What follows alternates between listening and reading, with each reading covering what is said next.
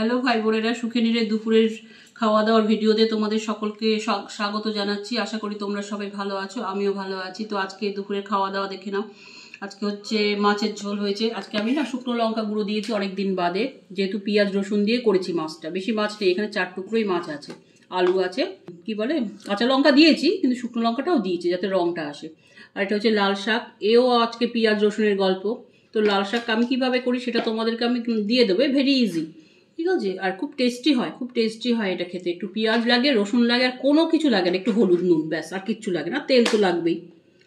আর এই যে এটা হচ্ছে আলু দিয়ে ডিম, এর থিকনেসটা দেখো, ঠিক আছে। আলু দিয়ে ডিমের অমলেট, এই যে থিকনেস দেখো। তো আর শশা।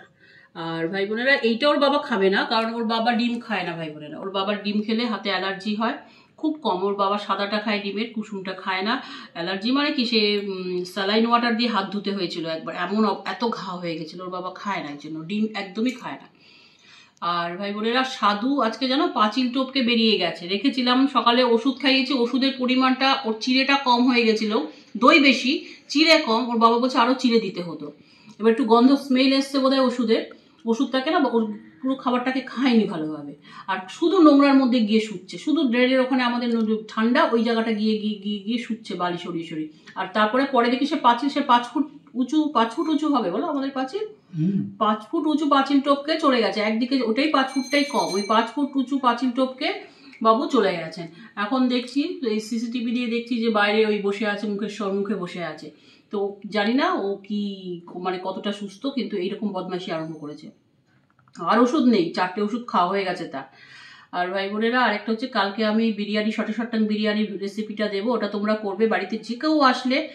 আর তোমারও যদি খাওয়ার ইচ্ছা হয় যে আজকে কালকের জন্য একটু বিরিয়ানি মানে করবো, তা তুমি আজকে মাংস করে বাসি রেখে দিয়ে তুমি সেটা দিয়ে করতে পারবে, খুব ইজি। আমি এখন এবার চিকেনটা করবো, মটনটা ট্রাই করেছি হয়ে গেছে, এবার চিকেনটা। আমি কোনোদিনও কাউকে দেখিনি ইউটিউবে এইভাবে বিরিয়ানি, কিন্তু এটা আমি আমার মতন করে বানালাম এবং সেম টু সেম পেয়েছি স্বাদটা ভাবি মটনের, একদম সেম টু সেম।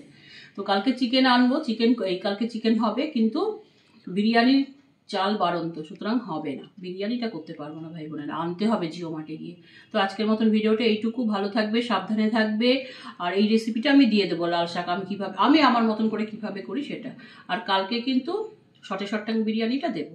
ভালো থাকবে, সাবধানে থাকবে, সাবস্ক্রাইব করে পাশে থাকবে। আমার 93 জন সাবস্ক্রাইবার, সকলকে অন্তর থেকে ভালোবাসা আর ধন্যবাদ। 93টা আজকে যদি আমার 100 হয়ে যায়, এটাও আমার কাছে একটা পাওনা হবে।